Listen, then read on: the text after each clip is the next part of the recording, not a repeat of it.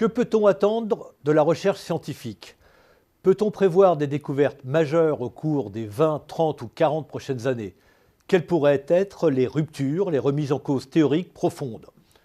En quoi la recherche apportera des solutions aux besoins de la société dans des domaines aussi divers que la production économique et le travail, la sécurité et la santé, la transition énergétique ou le développement durable? Et puis, le monde a été profondément bouleversé avec l'irruption des pays émergents et de la Chine sur la scène scientifique. Alors, comment va évoluer la géographie scientifique mondiale? Enfin, quelle sera la place de la France? C'est pour nous donner des pistes prospectives sur toutes ces questions décisives, mais aussi pour entrevoir les retombées de la science sur la technologie et l'économie, que Pierre Papon nous livre aujourd'hui un bref récit du futur. Pierre Papon, bonjour. Bonjour. Pierre Papon, vous êtes physicien et professeur émérite à l'ESPCI Paris-Tech. Vous avez été le directeur général du CNRS et vous avez été aussi président de l'IFREMER et vous êtes aujourd'hui président d'honneur de l'Observatoire des sciences et des techniques. Vous êtes un spécialiste des questions de l'énergie, si je ne me trompe pas, et vous êtes l'auteur de plusieurs ouvrages scientifiques, mais aussi de livres de vulgarisation. Alors, votre livre se veut une prospective de la science à l'horizon 2030-2050. Vous cherchez à identifier non seulement les progrès de la science, mais aussi des événements qui seraient des ruptures. Qu'entendez-vous par rupture scientifique ?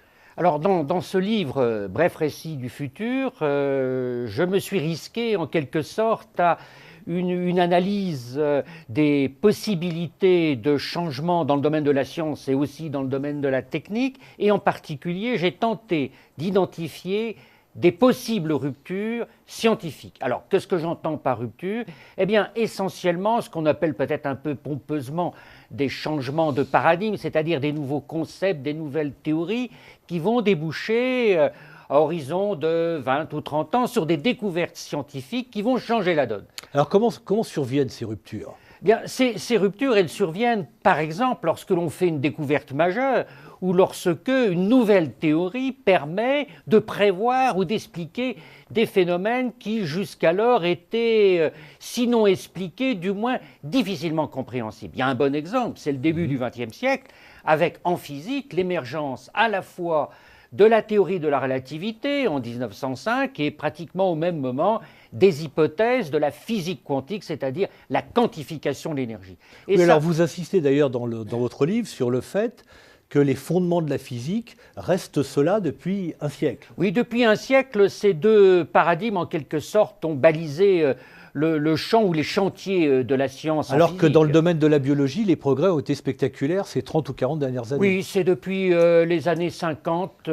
60, avec la biologie moléculaire et la découverte de la structure de l'ADN en double hélice, que là, les progrès de la biologie ont été, dans une certaine mesure, fracassants. Alors, comment on peut détecter aujourd'hui, puisque votre ouvrage est un ouvrage de prospective, comment peut-on détecter aujourd'hui des signes annonciateurs de rupture? Alors, je reprécise d'abord que la prospective, ça n'est pas de la prévision. On fait des hypothèses, notamment dans le domaine de la science, à partir de l'état de la science et aussi, je dirais, de découvertes récentes qui émergent. Alors, comment ai-je fait? Eh bien, j'ai, depuis des années, parcouru la littérature scientifique à la recherche, je dirais, de publications vraiment marquantes qui sont en quelque sorte des signaux annonciateurs de progrès scientifiques, voire de rupture. Et puis, j'ai aussi périodiquement des entretiens avec des scientifiques, des collègues, en particulier en biologie, qui est un domaine qui m'est moins familier que la physique. Donc c'est cet ensemble en quelque sorte de données qui balise un petit peu le champ de la science et en quelque sorte illumine mon écran radar. C'est en quelque sorte le travail que j'ai fait, c'est l'équivalent du travail que fait un sismologue qui, avec ses méthodes, ses techniques, essaye de détecter des failles dans l'écorce terrestre qui pourraient être le siège de futurs ébranlements, c'est-à-dire de tremblements de terre. Et on sait bien qu'on ne peut pas prévoir les tremblements de terre. Mais on fait des hypothèses sur les lieux où ça peut se déclencher. C'est un petit peu ce que j'ai fait. Donc vous essayez de détecter des indices de rupture majeure. Alors, par exemple, qu'est-ce qu'on voit, qu'est-ce qu'on entrevoit comme rupture majeure? 2 ou 3 exemples, hein, sans rentrer dans le détail des choses. Bon, la physique, vous l'avez dit, elle vit depuis un siècle avec 2 paradigmes, disons, satisfaisants. Néanmoins, on constate que dans ces domaines-là, il y a quelques incertitudes ou quelques inconnus. Par exemple, on ne comprend pas encore très bien ce qu'est l'énergie et ce qu'est la matière. En dépit du grand succès qu'a été la découverte au CERN en juillet dernier du boson de Higgs, cette fameuse particule qui conférerait de la masse à toutes les autres particules. Et là, on sent bien qu'il va falloir changer de paradigme. Dans 10 ans, dans 15 ans, dans 20 ans, on ne sait pas, et je ne suis pas capable de le dire. Deuxième découverte, si vous voulez, qui balise celle-là, le champ de la biologie.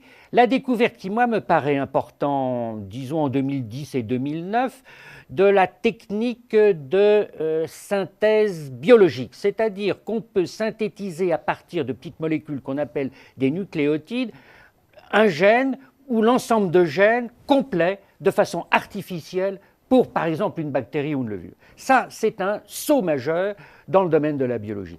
Troisième domaine, on y reviendra peut-être, ce sont les progrès de la neuroscience et à la fois de la robotique et du couplage entre la robotique et la neuroscience. Et les neurosciences, c'est-à-dire la capacité que l'on peut aujourd'hui avoir à un stade très primitif, de piloter directement par la pensée un robot. Et ça me paraît une piste très intéressante. Voilà. Alors, prenons l'exemple de la robotique, parce que ça nous concerne, nous, économistes, bien évidemment. Quels sont les délais entre une percée scientifique et une mise en œuvre technologique qui va déboucher sur des résultats économiques? Ils sont en général beaucoup plus longs que l'on ne le dit ou qu'on ne le pense. Je prends effectivement l'exemple de la robotique. Un ouvrage majeur paraît en 1948 sur la cybernétique. Son auteur, Norbert Wiener, il est d'ailleurs publié en anglais en France, fort curieusement. Et là, cette cybernétique qui, en quelque sorte, repose aussi sur le principe du feedback, c'est un terme un peu compliqué en robotique, eh bien, cette cybernétique couplée à l'informatique, on ne l'appelait pas à l'époque informatique, dans les années 50, qui débute, va permettre de construire des robots, les premiers robots. Les années 50, avec les premières machines-outils à commande numérique d'ailleurs. Et puis c'est petit à petit qu'on en est venu à des robots, ensuite des robots mobiles, et aujourd'hui que l'on pense à associer neurosciences et robotique. Donc, 30 à 40 ans pour arriver en quelque sorte à une robotique élaborée comme aujourd'hui. On peut dire un peu la même chose dans le domaine de l'électronique. Transistor 1947, mais précédé par de nombreux travaux de recherche, d'application de la physique quantique d'ailleurs, au Bell Lab, et ensuite, premier transistor, je viens de le dire, au germanium 47, les développements du transistor et des applications ont pris, par les circuits intégrés, etc., différentes étapes, 20 à 25 ans. Donc une rupture ou une révolution scientifique, ça s'étale sur un temps très long avant de s'en transformer en technologie et en application économique. Oui, alors je voudrais rester sur la robotique et l'informatisation qui me paraissent des très très bons exemples. Votre prospective à 2050, qu'est-ce qu'on peut envisager sur les conséquences de la robotique et l'évolution de la robotique et de l'automatisation? D'abord, sans doute une nouvelle vague de robotique industrielle, parce que les robots aujourd'hui, qui sont aussi des robots mobiles, sont bien développés, mais ils évoluent maintenant dans des environnements assez compliqués, ce sont des systèmes assez compliqués. Et là, un rapport américain récent, publié il y a quelques semaines d'ailleurs, insistait sur la nécessité de mieux comprendre ces systèmes robotisés et la cybernétique qui est associée. Donc là, probablement des progrès lents, mais probablement pas bouleversants. En revanche, et les Japonais y travaillent beaucoup, c'est toute une robotique domestique et de service dont on voit déjà... Des robots humanoïdes. Des robots humanoïdes, comme on dit, qui sont des substituts à des humains, si je puis dire. Le Japon travaille beaucoup dans ce domaine-là parce que c'est une société vieillissante, qu'ils ont besoin de robots d'aide à la personne, personnes âgées. Donc on peut s'attendre dans le domaine des services, par exemple, une révolution de la robotique humanoïde. Probablement. La France est d'ailleurs pas mal placée dans ce domaine-là, alors que dans la robotique industrielle, son industrie s'est complètement effondrée. Mais elle est pas mal placée dans ce domaine-là. C'est probablement un domaine sur lequel on peut s'attendre à des percées significatives. Et en plus, je l'indiquais, avec un couplage entre les neurosciences, les sciences du cerveau en quelque sorte, et ces robots humanoïdes, là, on a probablement des perspectives intéressantes, à horizon d'une vingtaine d'années, probablement. Donc des systèmes de production qui vont être probablement fondamentalement modifiés par ces applications techniques. Modifiés, et non seulement les systèmes de production, mais vous le disiez aussi, les aides à la personne, une robotique de service, où là, il faudra mettre au point des robots, je dirais, compatibles. Donc on peut s'attendre très concrètement à ce que même des emplois faiblement qualifiés soient remis en cause par cette robotique humanoïde. Probablement, probablement. Par exemple, les aides à la personne. Alors prenons un autre domaine pour explorer certaines parties de votre livre, le domaine de la santé. À quoi peut-on s'attendre dans le domaine de la santé ? Alors là, il y a tout un débat. Il y a tout un débat avec des visions optimistes et puis peut-être des visions plus réalistes. Un exemple que je cite aussi dans mon livre, c'est la percée des cellules souches. En particulier, ce qu'on appelle les cellules souches à pluripotence induite. C'est un terme un peu compliqué, hein, j'en conviens. Qu'a découvert le japonais Yamanaka, qui a eu le prix Nobel de médecine en 2012. De quoi s'agit-il ? Il a pris initialement des cellules de peau de souris, qui étaient donc déjà développées. Il a modifié un certain nombre de gènes de ces cellules de peau de souris pour les transformer et les rajeunir en quelque sorte, de façon à ce qu'elles puissent produire des tissus, non seulement de peau bien entendu, mais de foie, de cœur, voire des neurones. C'est ce qu'on appelle la pluripotence induite. Et donc là, c'est une découverte importante que les Japonais et d'autres essayent d'appliquer pour faire des thérapies et remplacer par exemple des cellules malades. Il y a plusieurs essais qui vont être tentés au Japon, cela a été annoncé très très récemment, pour corriger ce qu'on a, ou guérir, entre guillemets, ce qu'on appelle la dégénérescence maculaire, qui touche la rétine en particulier de personnes âgées. C'est une dégénérescence des cellules de la rétine et de le remplacer par ces cellules souches à pluripotence induite. Donc là, c'est ce qu'on appelle les thérapies géniques, notamment. Là, il y a beaucoup d'espoirs qui sont fondés, en quelque sorte, sur ces découvertes. Les difficultés de mise au point sont sans doute pas négligeables. Et puis il y a tout ce qui concerne aussi la prévention avec une meilleure compréhension du génome humain. Les progrès dans le séquençage du génome humain, c'est-à-dire la vitesse de séquençage, aujourd'hui on peut sans doute séquencer en quelques jours ou quelques semaines au maximum un génome humain, c'est-à-dire détecter éventuellement des mutations de gènes. Ces séquençages probablement permettront de faire du diagnostic précoce. Ça n'est pas sans problème, d'ailleurs du point de vue éthique, parce que si on vous détecte à l'âge de 15 ou 20 ans des risques de maladies cardiovasculaires ou de diabète, vous risquez d'avoir une espèce d'épée de Damoclès médicale sur la tête pendant toute votre vie, ce qui peut être stressant. Alors, un des domaines qui intéresse bien entendu les économistes, c'est celui de la transition énergétique et celui du climat. Que nous dit la prospective à ce sujet ? Alors, je pars, disons, de l'hypothèse qu'on est engagé dans un changement climatique. Autrement dit, je ne suis pas climato-sceptique. Et que ceci impose de développer des énergies non carbonées, entre guillemets, c'est-à-dire non fossiles. Énergie dite renouvelable, solaire, éolien, voire le nucléaire. Il y a tout un débat sur le nucléaire.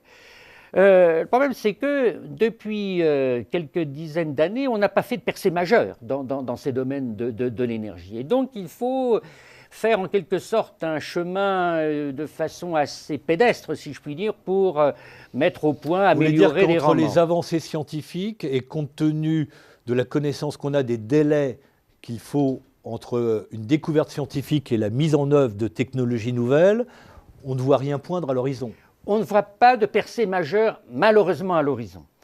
Ce qui ne veut pas dire qu'il n'y en aura pas. Et autrement dit, il faut préparer les ruptures dont on parlait au début de notre entretien. Il faut préparer des ruptures dans le domaine éventuellement du nucléaire, dans le domaine de l'énergie solaire ou dans d'autres domaines, par exemple les biocarburants.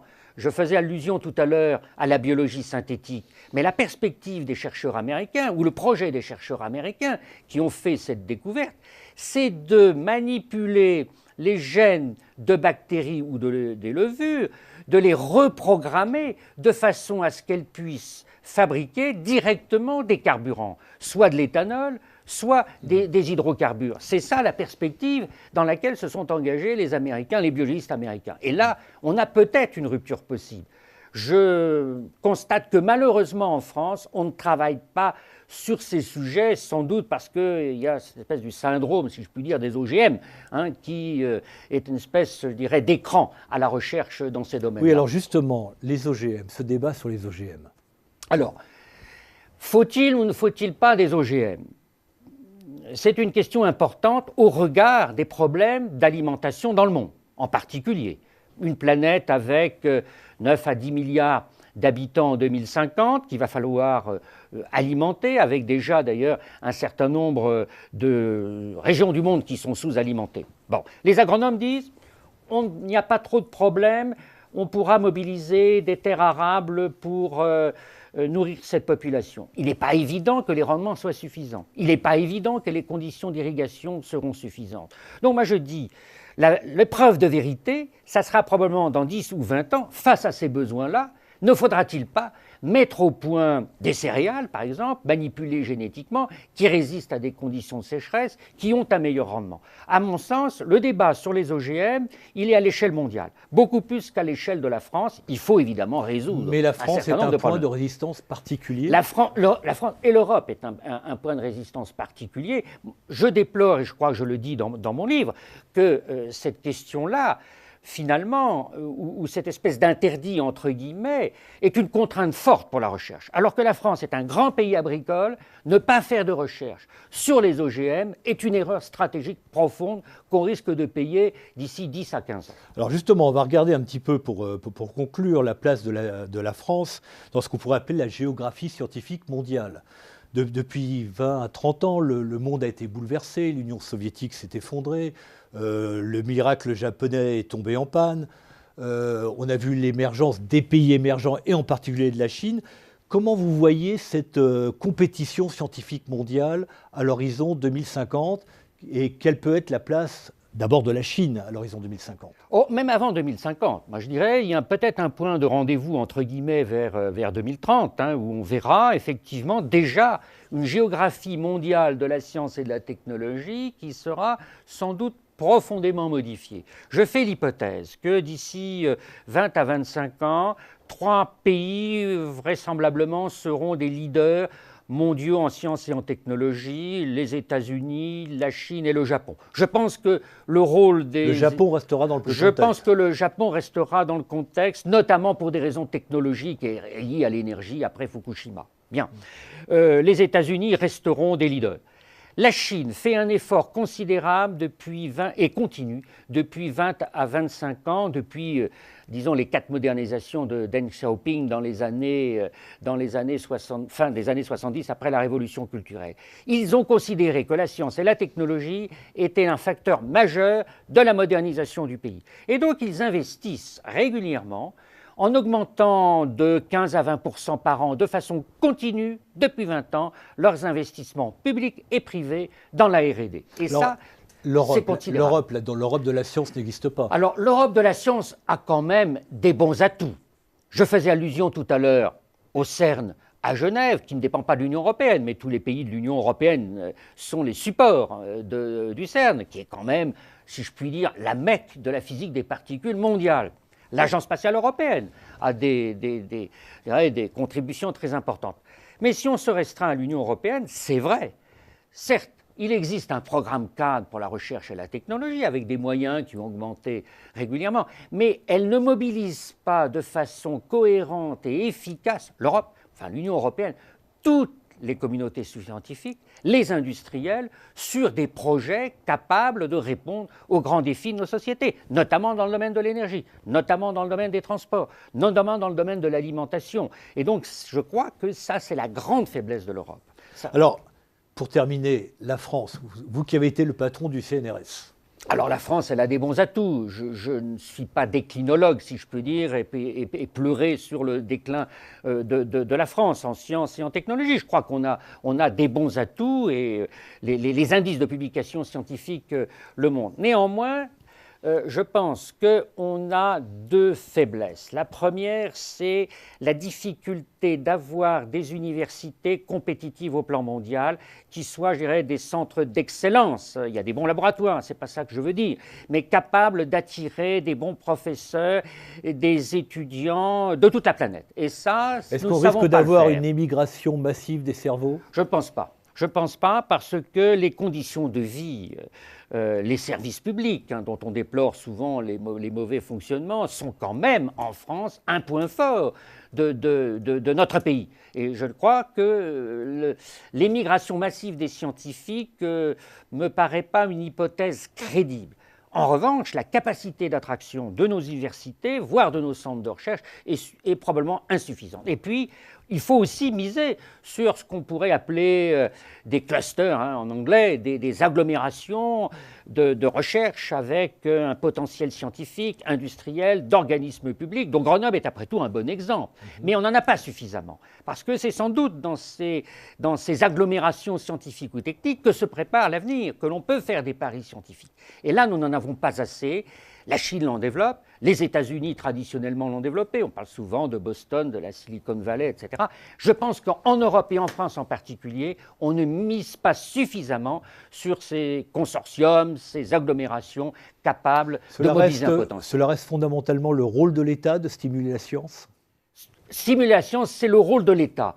Mais aujourd'hui, les régions, les collectivités territoriales sont amenées à jouer un rôle de plus en plus important, non seulement dans les domaines de l'innovation technologique, mais aussi un peu dans les domaines de la science pour aider précisément les organismes publics à conforter leur position, à développer des nouveaux laboratoires. Je pense qu'il y a un duo qu'il faut faire avec, bien sûr, le rôle des entreprises. Le rôle des entreprises qui doivent aussi préparer leur long terme en investissant dans la recherche à long terme ou à moyen terme et en faisant un peu de prospective. C'est un peu le plaidoyer que je fais dans ce livre.